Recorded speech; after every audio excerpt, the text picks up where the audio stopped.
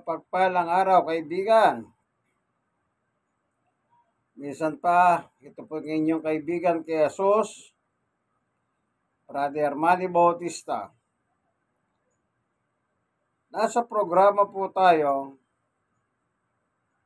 ang tunay na pagbubunyag ng katotohanan o salita ng Diyos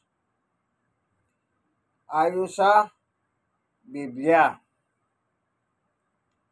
Bakit po gumagamit tayo ng Biblia? Unang-una, ang salita ng Diyos ay nakasulat po sa Biblia. Kung tawagin po yung Biblia, the Word of God o salita ng Diyos. Hindi mo po makikita ang salita ng Diyos kung saan-saan. Unless na magbasa kang Biblia, doon mo malalaman na yung salita ng Diyos ay nasa Biblia. Ano po? Kaya naging ugali na po natin sa ating pagbubulay ay lagi po tayong bumabasa ng Biblia upang sa ganon hindi po tayo mapagbintangan na nagmamagaling o nagiging mayabang. Kailangan meron po tayong pruweba. Ano po? Ang Biblia. Ito, babasahin ko po. Yung gagamitin natin, Poimen, ang Biblia ng mga pastor. Panginoon Diyos, samahan mo po kami sa aming pag-aaral ng iyong salita. Buksan mo ang mga puso ng bawat isa sa amin na nanonood at nakikinig ng iyong salita. Kung meron mga dalang kabigatan sa buhay, iyo pong paghahanin o Diyos. Kung sila man po ay nasa iba't iba pong mga karamdaman o sakit, iyong pagalingin ang bawat isa.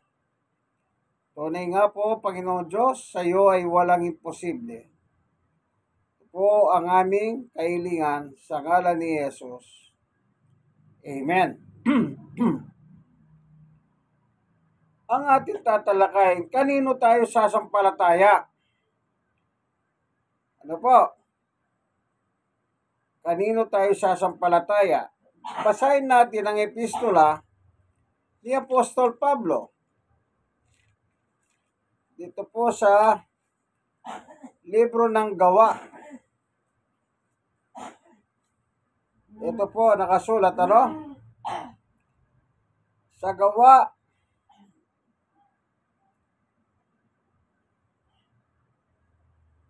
26:12. Ganito po, ang nakalagay pong title nito, isinalaysay ni Pablo kung paano siya sumampalataya. Tama-tama po ang ating paksa, no? Kanino tayo sasampalataya?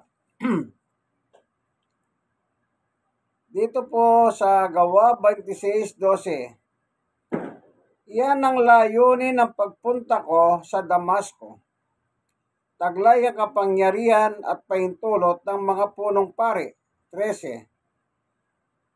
Nang katanghalian tapat, abang kami naglalakbay, nakita ko, Aring Agripa, ang isang nakakasilaw na liwanag mula sa langit. Ito'y maliwanag pa kaysa araw. Totoo, nakakasilaw ang liwanag sa paligid namin magkakasama. 14. Kaming lahat ay natumba sa lupa at narinig ko ang isang tinig na nagsasabi sa akin sa wikang Hebreo, Saulo, Saulo, bakit mo ko pinag-uuhusig? Sinasaktan mo ang iyong sarili sa ginagawa mong iyan. Para mong sinisipa ang matulis na bagay. 15. At tinanong ko, sino po kayo, Panginoon? At kanya sinabi, ako'y si Jesus na iyong inuhusig. 16. Tumayo ka. Nagpakita ako sa iyo upang italaga ka bilang aking lingkod at magpatotoo tungkol sa mga nakita mo ngayon at sa mga ipapakita ko pa sa iyo. 17. Ililigtas kita mula sa mga kababayan mong Hudyo, gayon din sa mga hentil kung saan kita isusugo. 16. Imumulat mo ang kanilang mga mata, ibabalik sila sa kaliwanagan. Mula sa kadiliman, ililigtas sila sa kapangyarihan ni Satanas at ibabalik sa Diyos. At sa pamamagitan ng pananampalataya nila sa akin, sila'y patatawarin sa kanilang mga kasalanan at mabibigyan ng lugar kasama ng mga taong ginawang banal ng Diyos. Amen. Maliwanag po ang sabi ng ating Panginoong Yesus dito po sa nasabing talatang ito sa verse 18.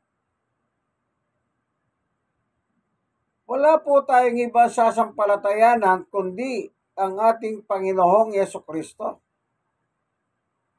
Maliwanag po ang sinabi ng Panginoong Yesus ayon sa kanyang sinabi kay Apostol Pablo nang italaga niya po si Apostol Pablo bilang kanyang lingkod o apostol.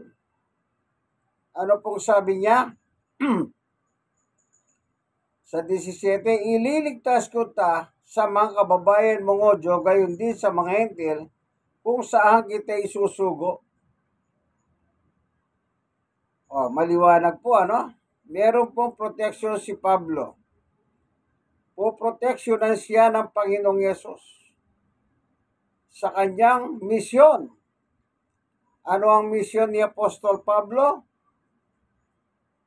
Ipangaral ang ating Panginoong Jesucristo. Kasi sa kanyang pangangaral tungkol kay Jesus, doon po magkakaroon ng pananampalataya ang mga tao sa kanya. Ang sabi po ni Pablo pa sa Roma 10, ganito po nakalagay. Chapter 10 ng Roma, verse 17. Ano po? Basahin natin. Kaya't ang pananampalataya ay bunga ng pakikinig, at ang pakikinig naman ay bunga ng pangangaral tungkol kay Kristo.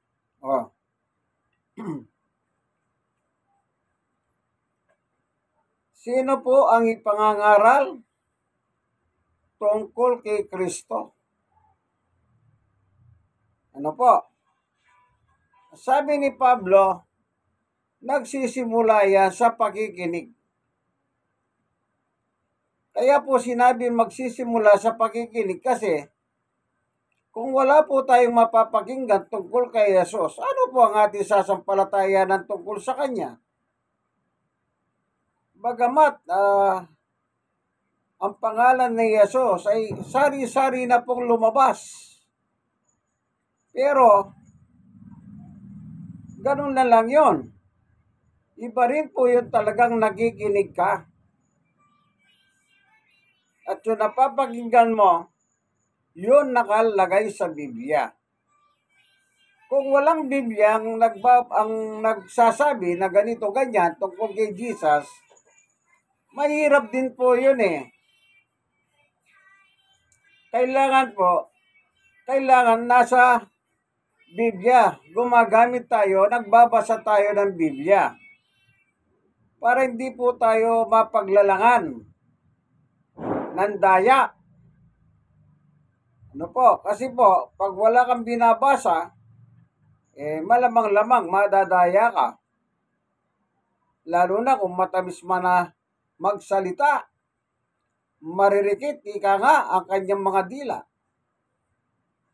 Kailangan, kahit anong galing niya, kailangan, meron siyang binubuklat na Biblia.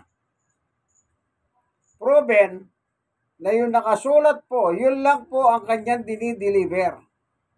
Hindi po siya nagdadala ng ibang aral. Kailangan po, ang sasampalatayanan mo ay walang iba kundi ang Panginoong Yesukristo lamang. Ayan po, in Christ alone. Kay Kristo lamang. Wala pong ano yan. Wala pong dagdag, walang bawas. Hindi ka pwedeng sasampalataya ka kay Yesus, sasampalataya ka pa sa mga santo o mga santa. O kaya sasampalataya ka pa kay Santa Maria, o sasampalataya ka pa kay Kalunsod. Ay hindi po ganon. Sapat na po si Jesus. Kaya nga in Christ alone, no? Siya lamang ang sasampalatayanan natin, gaya ng sinabi niya kay Apostol Pablo do sa 26:18, ang sumasampalataya sa akin. Exclusive, specific, absolute. Anong sabi ni Jesus? Yung sumasampalataya sa akin. Hindi po sinabi ni Jesus na sumampalataya ka sa akin, sumampalataya ka sa aking inang si Maria, sumampalataya ka sa mga santo, santang ganito. Wala po. Halimbawa, yung isang talatang binanggit niya, dito po sa sulat ng 1. Tignan po natin, yung sa 14. Ito po, babasahin natin, 1:14. 1. Tignan po natin, Huwag mabagabag ang inyong kalooban, sumampalataya kayo sa Diyos, sumampalataya din kayo sa akin. Sa bahay ng aking ama ay maraming silid. Kung hindi ito totoo, sasabihin ko ba sa inyo, pupunta ko roon upang may paganda ko kayo ng inyong matitiraan. At kapag naipaganda ko na kayo at kayo ng matitiran, ako'y babalik at isasama ko kayo upang kayo'y makapiling ko kung saan ako naroon. 4. At alam na ninyo ang dahan patungo sa pupuntahan ko. 5. Sinabi sa kanya ni Tomas, Panginoon, hindi po namin alam kung saan kayo pupunta. Paano namin malalaman ang dahan? 6. Sumagot si Jesus, ako ang dahan, ang katotohanan at ang buhay. Walang makakapunta sa Ama kundi sa pamamagitan ko. Ayun. Maliwanag po ang sabi ni Jesus, ako. Anong sabi niya? Sumagot si Jesus, ako ang dahan, ang katotohanan at ang buhay. Walang makakapunta sa Ama kundi sa pamamagitan ko. Hindi po sinabi ni Jesus na isa ako sa mga dahan. Maraming dahan, isa lang ako dyan. Wala pong ganyan sinabi ni Jesus. Kundi ang sinabi niya, ano po sinabi niya? Ako ang dahan. Maliwanag po, specific po ang salita ng Panginoong Jesus. Kaya kailangan sa Kanya lang po tayo maniwala. Kung ano po yung Kanya sinasabi, itinuturo, yun po ang ating paniwalahan. Kasi, kapag sinabi mo sumasampalataya ka at hindi mo na pinaniniwalaan ang salita ni Jesus, hindi ka tunay na mananampalataya sa Kanya. Tingnan nyo po, meron po siyang babala. Doon sa mga nagsasabing, ay ako naman, sumasampalataya ako dyan kay Jesus. At ako naman ay naniniwala dyan kay Jesus. Madali pong sabihin yan. Lalo na po sa harap ng maraming tao, siyempre, sasabihin mo, gano'n na lang yung pagyayabang. Kasi po, mahirap naman magsalita ng laban kay Jesus sa harap ng maraming tao. Mapapahiya ka. Tingnan nyo po sabi ng Panginoong Yesus dito sa Juan 15 sa 4. Manatili kayo sa akin at mananatili din ako sa inyo. Hindi magbubuga ang sangang hindi nananatili sa puno. Gayon din naman, hindi kayo magbubuga kung hindi kayo mananatili sa akin. 5. Ako ang puno ng ubas at kayo ang mga sanga. Ang nananatili sa akin at ako sa kanya ang siyang nagbubunga ng sagana. Sapagkat wala kayong magagawa kung kayo iwalay sa akin. Ayun, maliwanag po, ano? Sa dalawang verse na binasa natin, verse 4 and verse 5. Anong sabi ng Panginoong Yesus? Kung manatili kayo sa akin, ako'y mananatili sa inyo. Maliwanag po. Ulitin natin. Manatili kayo sa akin. Ang sabi ni Jesus. At mananatili din ako sa inyo. Oh. Ano po? Hindi magbubunga ang sangang hindi nananatili sa puno. Gayon din naman, hindi kayo magbubunga kung hindi kayo mananatili sa akin. 5. Ako ang puno ng ubas at kayo ang mga sanga. Ang nananatili sa akin, ako sa kanya. Ang nananatili sa akin at ako sa kanya ang siyang nagbubunga ng sagana, sapagkat wala kayong magagawa kung kayo'y iwalay sa akin. Oh. Maliwanag po si Jesus ang puno, tayo ang sanga. Kung nakadugtong po tayo sa puno, yun ay nakadugtong nananatili tayo sa kanya. Pero, kapag hindi na po tayo nananatili kay Jesus, anong sabi niya? Wala kayong magagawa. Oh. Pag naiwalay ka kay Jesus, wala kang magagawa. Kailangan manatili ka sa Kanya. Ngayon, ang tanong, ano yung pananatili sa Kanya? Dito po sa sunod na talata, basahin naman natin yung 6 at saka 7. Ang hindi nananatili sa akin gaya ng sanga ay itinatapon at natutuyo. Ang ganohong mga sanga ay tinitipon, iniagi sa apoy at masusunog. 7. Kung nananatili kayo sa akin, mananatili sa inyo ang aking mga salita. Ingin ninyo ang anumang nais ninyo at matutupad iyon para sa inyo. Ayun. Yung po pala salitang nananatili ay wala pong iba kundi yung salita ng ating Panginoong Yesukristo. Ibig sabihin, kung totoong sumasampalataya ka sa Kanya, yung Kanyang salita, yun po ang iyong ginagawa. Kaya hindi mo pwedeng sabihin na, ako'y sumasampalataya kay Jesus. Ako naman ay naniniwala kay Jesus.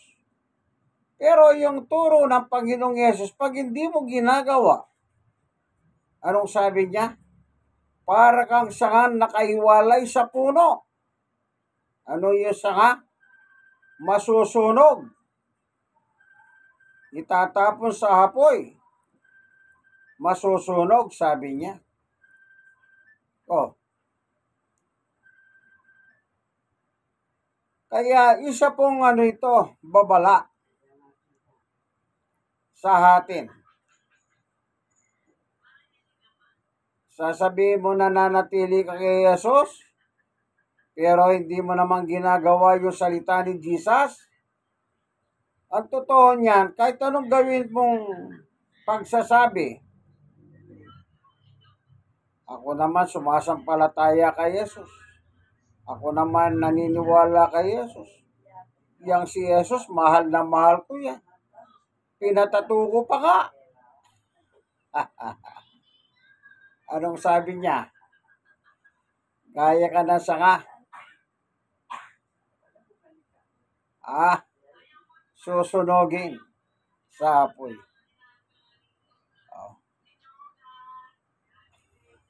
Hindi ba napakaliwanag ang turo ng Panginoong Yesus? Pero kapag kapag sinusunod mo naman yung salita ni Yesus na yung sinasampalatayanan, ano naman po ang reward? Tuloy po tayo sa sunod na talata.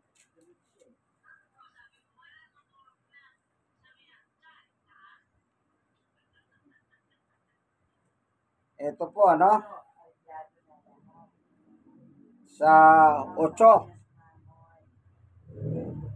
Napaparangalan ang aking Ama kung kayo'y masaganang nagbubunga at sa gayon kayo'y magiging mga alagad ko. Yon. Ano po ang reward? Pararangalan po tayo ng Ama. O, yun po ang sabi niya. Hindi po ako may sabi, binasa ko lang. Pararangalan tayo ng Ama. Tignan nga natin. Napaparangalan ng aking Ama. O, kapag sumusunod ka, napaparangalan mo pala ang Diyos. Di natural, pararangalan ka din ng Diyos pagdating ng araw. Di po ba ganon? Amen. Ano pa? At sa gayon, kayo'y magiging mga alagad ko. Yon. Yung po palang mga alagad ni Jesus, yun po yung sumusunod sa Kanya. Ang tawag po pala dyan, alagad. Meron pong talata sa Biblia na nangaral po si Pablo. Tingnan natin sa Gawa. Sana makita po natin sa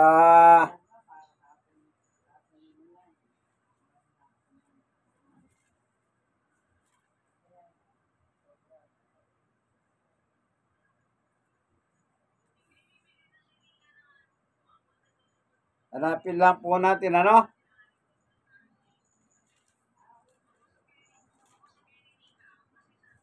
kasi po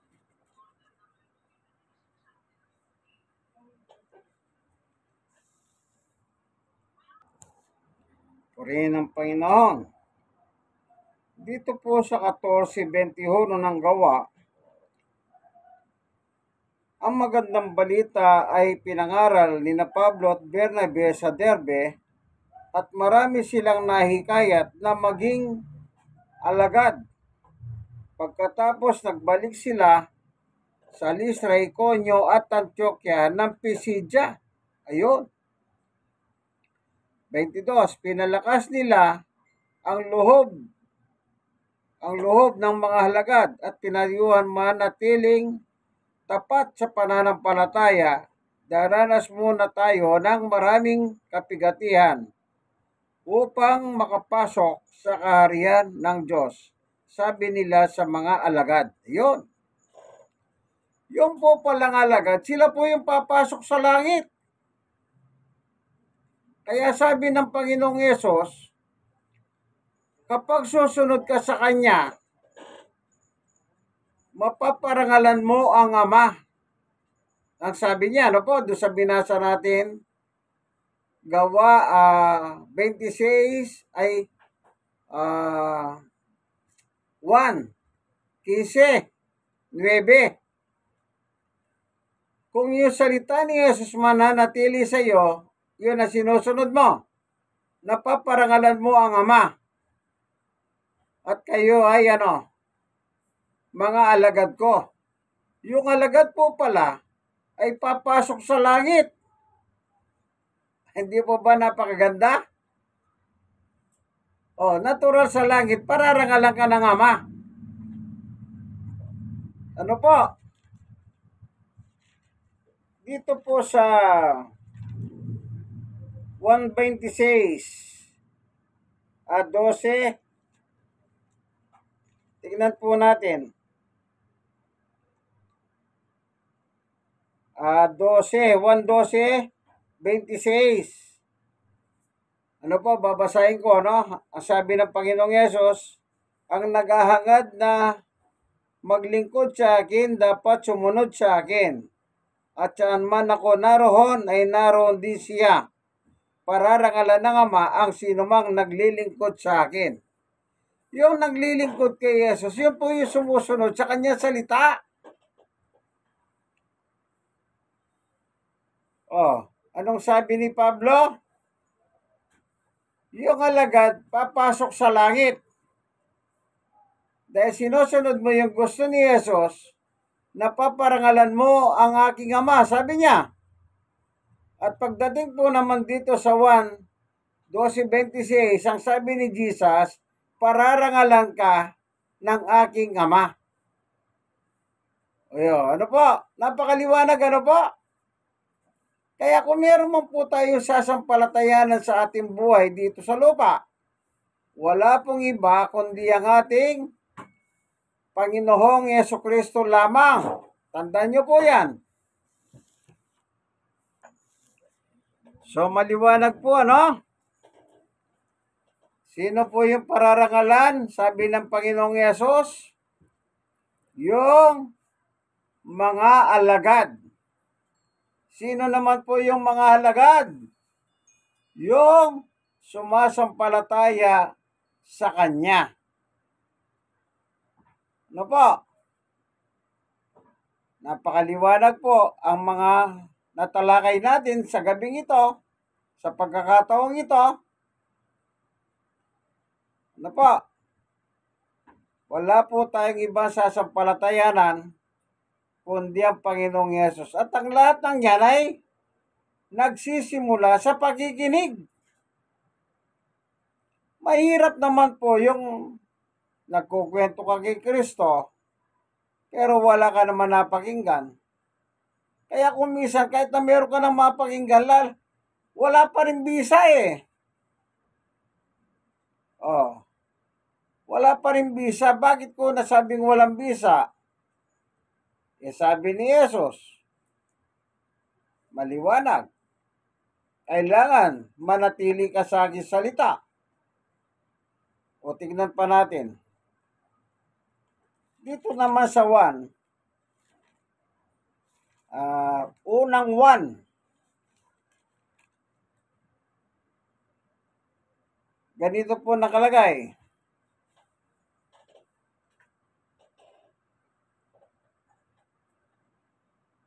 Ano po?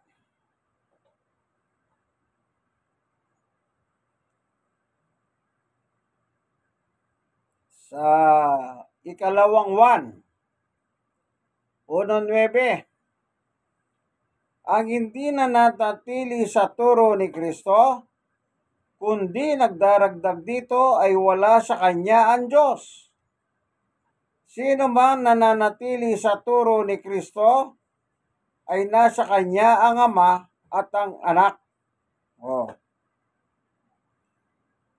Sa 10.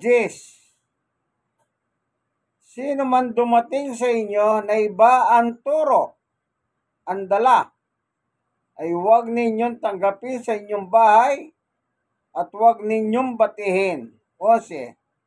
Sapagkat ang bumabati sa kanya ay nagiging kaisa niya sa maraming sapagkat ang bumabati sa kanya ay nagiging kaisa niya sa masamang gawain. Ayun. Kapag hindi ka pala nananatili sa turo ng Panginoong Yesus, wala sa iyo ang Diyos. At kapag meron lalapit sa iyo, iba ang turo tungkol kay Kristo. Anong sabi ni Juan? Huwag mong tatanggapin sa iyong bahay, ni huwag mo siyang babatihin. Kasi ang kanyang ginagawa ay masama. Ito'y isang babala. Marami pong may hawak ang Biblia. Nagbabasa. Nagtuturo. Pero ang itinuturo po, lihis sa turo tungkol kay Jesus. Bakit ko po nasabing lihis? Ang dami po pinapalagay nila kay Jesus eh. Ano po? Ano sinasabi nila? Yung Jesus naman yan, hindi naman tagapagligtas yan. Kung tagapagligtas yan, siya nga'y pinako sa krus, hindi niya naligtas sa sarili niya. Yan, may mga reliyon pong ganyan na paniwala. Magsuri po kayo.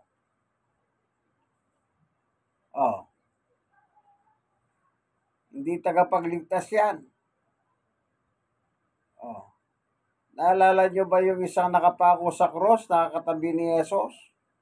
Kung ikaw ang Kristo, iligtas mo ang iyong sarili, pati na kami. Panlalait po yun. Kaya sabi nung kasama niya, hindi ka ba natatakot sa Diyos? Kasi po, nilalait si Jesus. Hindi kasi siya naniniwala na si Jesus tagapagligtas. At meron din pong ganyang mga klaseng reliyon na naglipa na sa mundo. Hindi raw tagapagligtas si Jesus sa kanila. Bakit po? Kasi ang turing nila kay Jesus tao, kaya hindi tagapagligtas.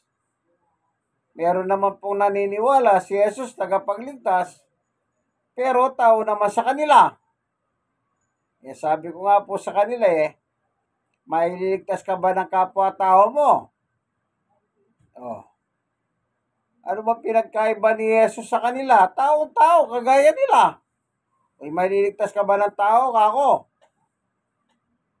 Hindi lumalabas. Kung tao talaga si Jesus sa inyo, kaya hindi kanya maililigtas kasi siya mismo makasalanan siya. Tao siya. Lahat ng tao nakalagay sa Biblia, nagkasala sa Diyos. Sabi ni Pablo, di lumalabas si Jesus kung tao ang palagay mo sa kanya. Nagkasala siya. Paano kanya ililigtas? Maliwanag po. Iba-iba po ang taguri nila ang paniwala o paniwala o pananampalataya kay Jesus. Hindi po ganon. Kung ano po yung nakalagay sa Biblia, siya po ang ating paniwalahan. Si Jesus po ay anak ng Diyos na buhay. Ayon sa Mateo 16,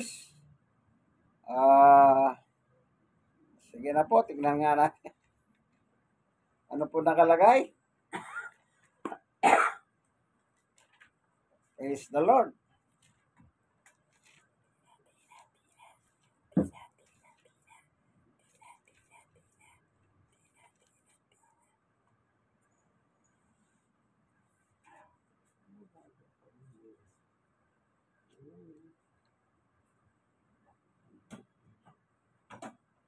Ito po, babasahin ko.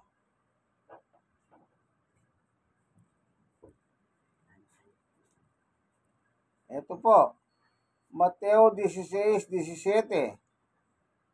Ano po, basahin na po natin dito sa tanong ni Jesus.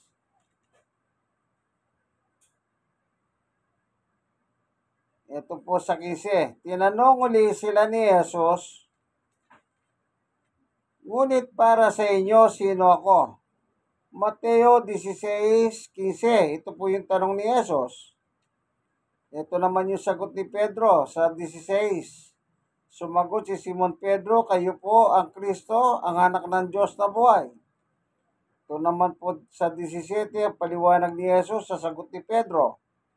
Sinabi sa kanya ni Jesus, pinagpala ka, Simon na anak ni Jonas, sapagkat ang katotohanan ito hindi inihayag sa iyo na sino man tao, kundi ng aking Ama na nasa langit. Ayun. Ano pong sabi? Ikaw ang Kristo. Sino nagsabi po? Sabi ni Jesus, ang aking Ama na nasa langit. Ibig sabihin po, Kristo, tagapagligtas, anak ng Diyos na buhay. Kung ang kanya pong tatay ay Diyos sa langit, di naturalmente, ang kanyang anak, Diyos din po na gaya ng kanyang ama. Ano po? Si Jesus ay Diyos sa pagiging anak ng Diyos.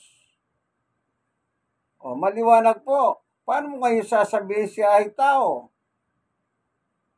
Pag pinilit mong tao, lahat ng tao, sabi ni Pablo, nagkasala.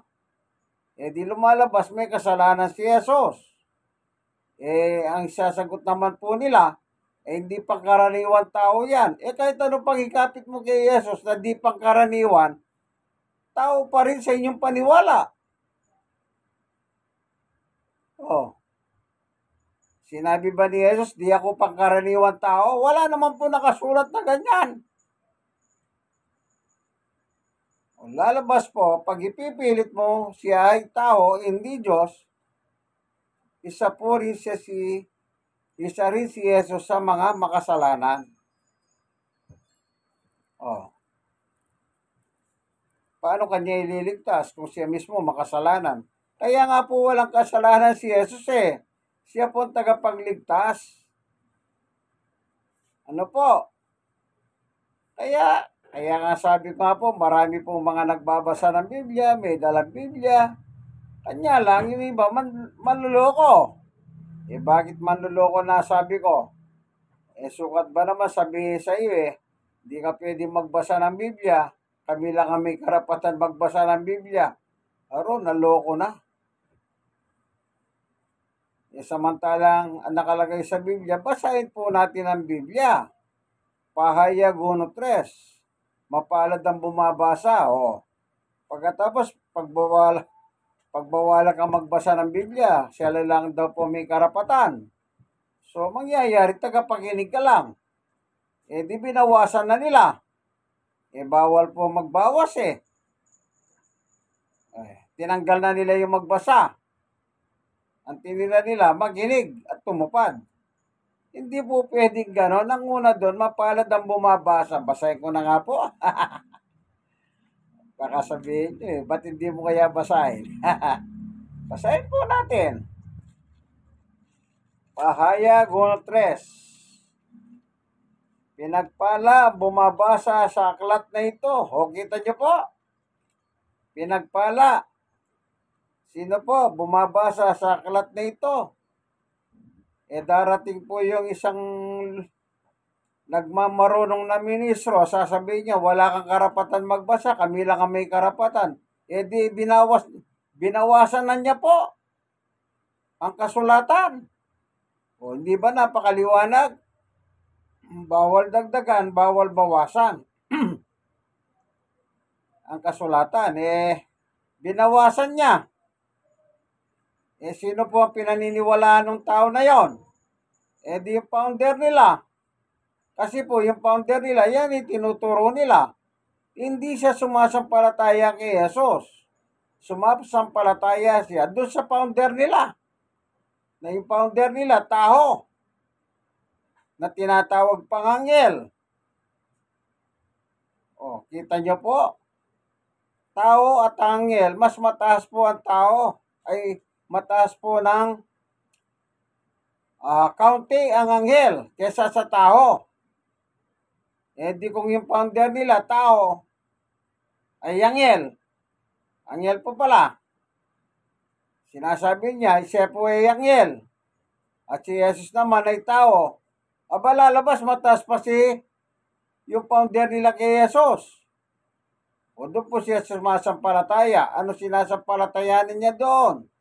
Na si Jesus ay tao. Ay hindi po, nakalagay yan, sabi ni Jesus, sa akin kayo sumampalataya.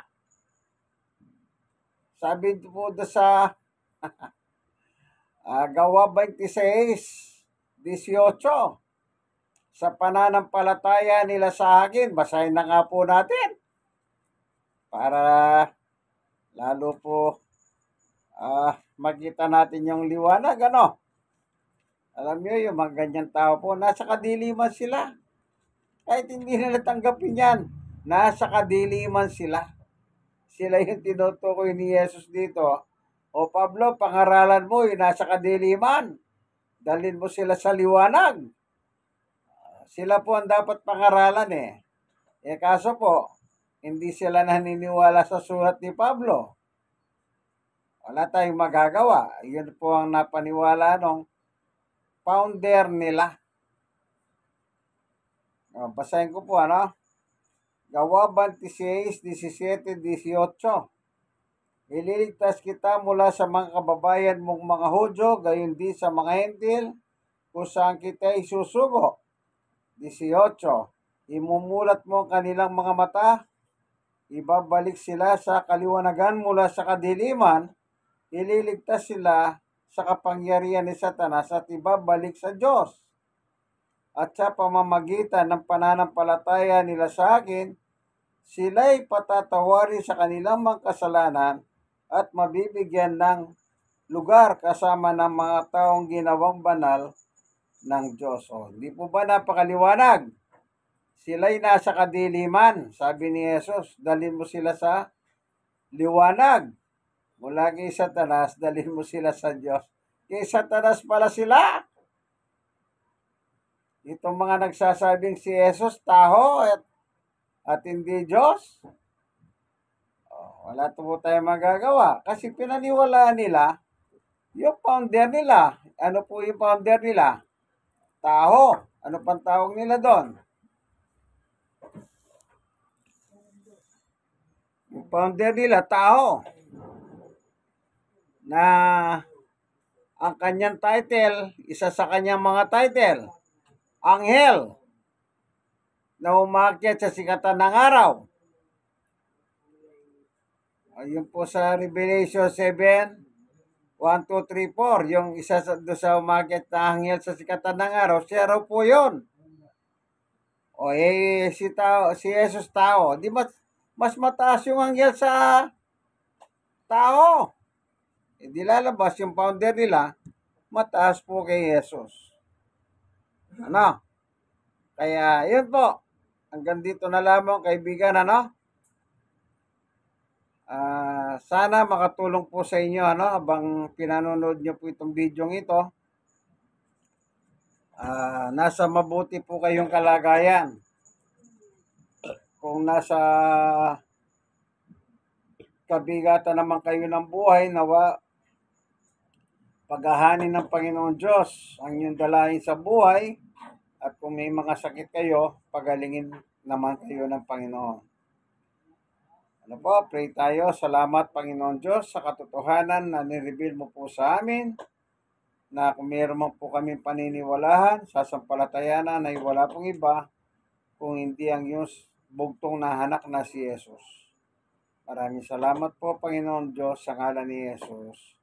Amen. Minsan pa, kaibigan.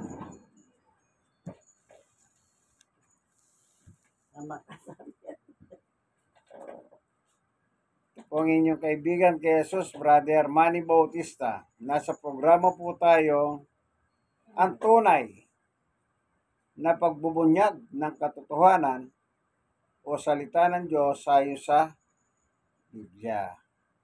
Kaibigan, like and share. Kayo po na-sharean, i-share nyo po sa inyong mga kakilala, kaibigan, mga kamag-anak, o malalapit sa inyo, malay ninyo makatulong po kayo magdalang liwanag sa kanila ang ating munting video na ito. Maraming salamat po sa inyo. Ayan po nakalagay, ano? In Christ alone. Ganito na lamang po. God bless us all. Amen? Amen.